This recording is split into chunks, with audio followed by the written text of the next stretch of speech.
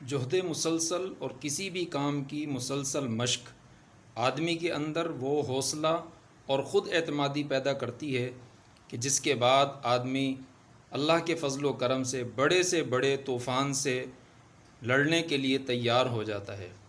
اس کے اندر ایسی خود اعتمادی ہوتی ہے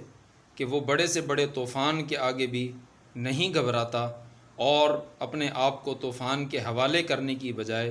طوفان سے نکلنے کی صلاحیت رکھتا ہے۔ جیسے کہ اس ویڈیو کے اندر آپ دیکھ رہے ہیں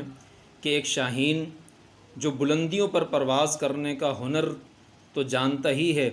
لیکن اس طوفان نے اور بلندیوں پر چلنے والی ہواؤں کے جکھڑ نے اس کے اندر ایسی خود اعتمادی پیدا کر دی کہ یہ سمندر کے اندر اتر کر اپنے شکار کرنے کا ہنر بھی جانتا ہے اور وہاں تیز موجوں سے لڑنا بھی جانتا ہے۔